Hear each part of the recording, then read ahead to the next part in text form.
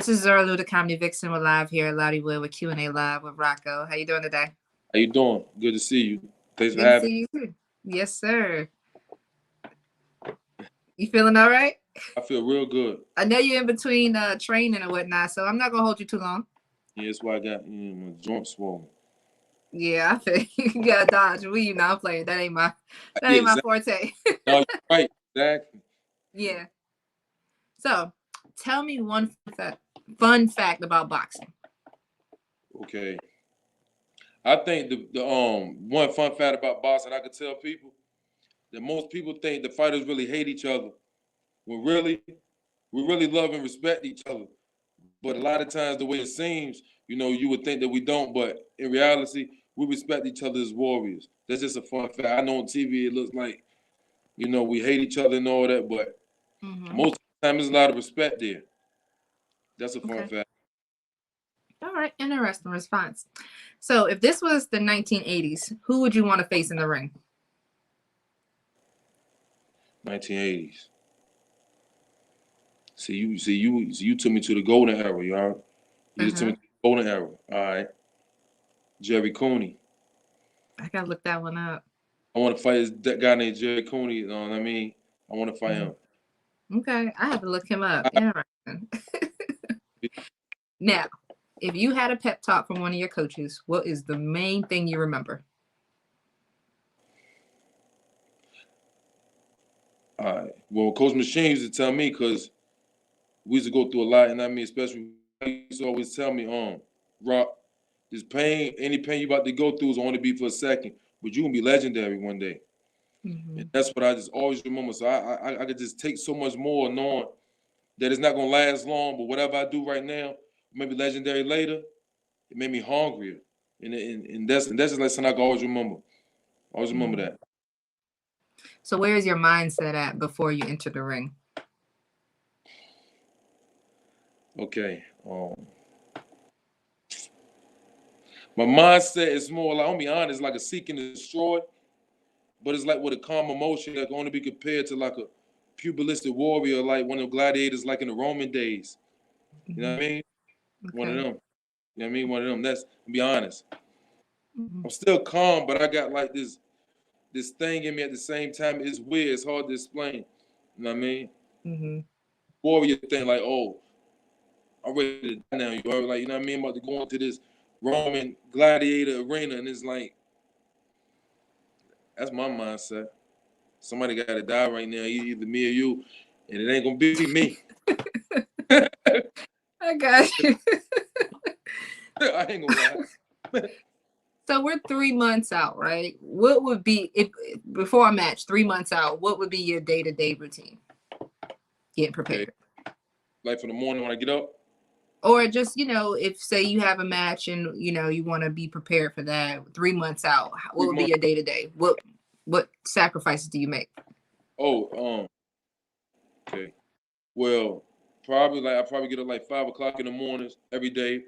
Cause we're gonna first do our road work. We're gonna do about 4 miles. We're gonna do about 20, 100-yard dashes. After that, we'll do our cardio. We'll go back and lay down. We'll get back up about 11 o'clock. We'll go back to the gym for spawn or whatever we're doing, what type of spawn we're doing. I'll probably go back to the gym and go back to the house and lay down.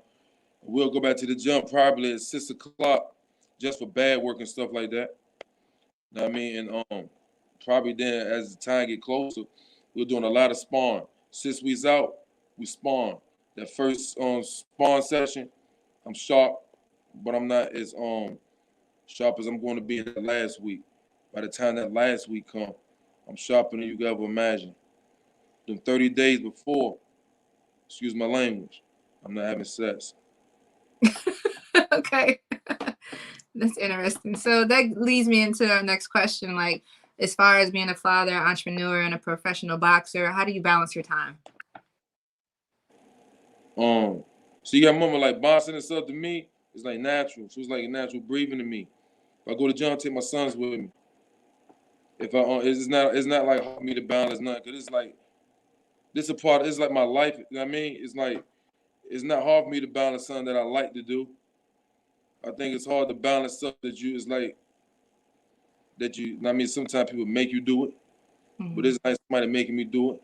So it's like any of the things you just named, I have no other fun or pleasure than just balancing them all together.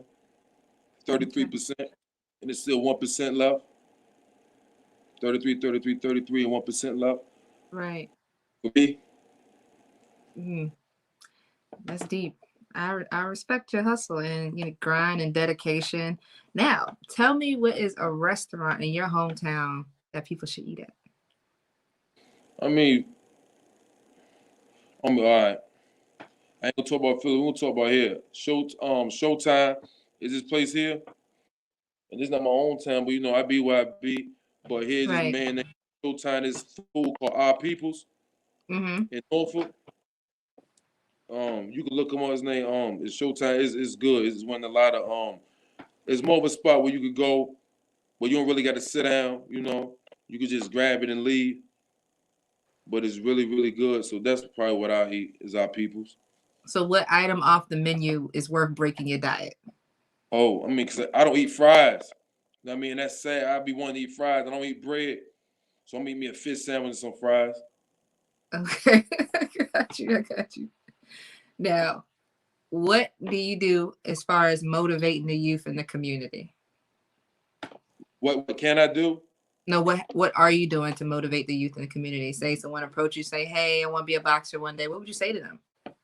I think you asked me that. I think me motivated me coming from them streets, and they seeing me, and they know the life that me that I was about, and the things and going to prison and all that stuff that I was about, and seeing me conquer that stuff and become a great person. Cause I was a good person, but now I'm a great person. I think that motivates them. Actions speak louder than words. Why I'm gonna talk to them about it? That don't mean nothing. People can talk all day long because everybody got a tongue. So when somebody talk, it don't mean nothing. Right. So my actions more than anything. It's like, yeah, that's my superhero. He from his hood. Or he from the, yeah, it's the hero, bro. You know what I mean? Gotcha. And I still look like them. See? Yeah. I respect that, you know. So what are your 5 culture influences? Yo, that's crazy. I didn't know you was gonna ask me that one. Now this is gonna be crazy because the people that I name, you gonna be like, "Are you serious?" I'm serious. Hey, it's you. It's about you. Let's go. Pernell Whitaker, Pernell Sweet Pea Whitaker, Okay. Jadakiss, Okay. J to the one, yeah, Jadakiss. A Mm-hmm. lot. Bob Marley, Okay. and you're not gonna believe my last one. Culture influence. Say it one more time. I gotta pick between these two. That's what I gotta think in my head. All right. No, you can give me 2 extra. That's no problem. Go ahead. Michael Jordan. I love Jordan. I love him. Be honest with you. Culture influence. Mike Tyson. I don't think I can leave Mike out. Okay. Because the ones that he had on people where I was from, I'm talking my culture. You feel me? Right. I'm talking my culture. Yeah, you know what I'm saying? Yeah. Mike. Mm-hmm. I probably would Now, have had more better names if I had time to think about it. I just, you know. it's all good. It's all right. You know, you in transition, and you know, I'm glad to get some of your time in between training and your busy schedule. Now, Yeah, I got time for you. I respect that. Yeah. So, what advice would you give someone chasing a career as being a boxer? Because this is not an overnight thing. Well, I tell them straight like this. Like you said, it ain't an overnight thing, and if you're not gonna be dedicated to it, this is not one of these sports where you can come in and be like, hey, I want to try it out or I want to do this. This is not a tried out sport. This is not a sport where you can just play with it because you might run across somebody. I don't want to say myself, but you might run across somebody that's almost, I mean, it's like me to take it kind of serious and you might get hurt real bad. So I feel like that you should really take this sport serious more than anything. And you got to be focused if you do this because and just remember, nobody gonna believe in you till you make it. Cause this is a lonely sport. Cause it's a one-man sport. You know, like all the other sports, you got a team. You feel me? So it's mad people y'all like got like the same thing. This ain't like that in this. You're the only one in there. So you're the only one. And remember, the decisions you make at the beginning of your career gonna affect you at the end of your career. So no drugs, you can't be doing no smoking and stuff. You just can't. I know you be seeing it on TV and they be promoting it, but bro, let's be real. If your lungs not strong, you're not gonna better survive somebody like me. You know what I mean? But I know how they promote it and make it feel like make them think that it's, you know, this and that. You know, but I don't know. All right, tell me about a match that, you know, it was either make or break your career. What match do you remember where it's like so much pressure was on you? Well, it was a lot of pressure on me when I fought this guy named Travis Reeves. You know, because I knew Travis was good. He was coming from Baltimore. And I knew he was to be a real tough fight. Me and him had a war that fight, but I just knew it was a lot on me too, because my son was about to be born. It was a lot going on then. It was a lot going on. You gotta go to camp and stuff. It was a lot going on, but I got through it and I won. We did what we did. We actually came to a draw. That was a he got a world title now. You know, shout out to him, but he was a beast. So that's why you gotta be in shape. You might run into you one day. Right. Okay. Now, anything you want to add before we wrap everything up here at Q&A Live? And then want to add? Mm-hmm. I just appreciate you talking to me and reaching out to me and stuff, man. Well, I'm glad you're staying safe during the pandemic and, you know, balancing everything and still staying focused. I know you probably didn't have many days off, even though some people are saying they're home and they're bored or whatnot. You know, keep doing what you're doing and stay focused. And other than that, you want to tell everyone they can find you out on social media? Yeah, you can find me at Rocko Robinson, ROCKO, ROBER. That's on, you know, that's on Instagram and Facebook. You know, you just find me up there. I be up there chilling, you know, posting my fights and stuff like that. Okay.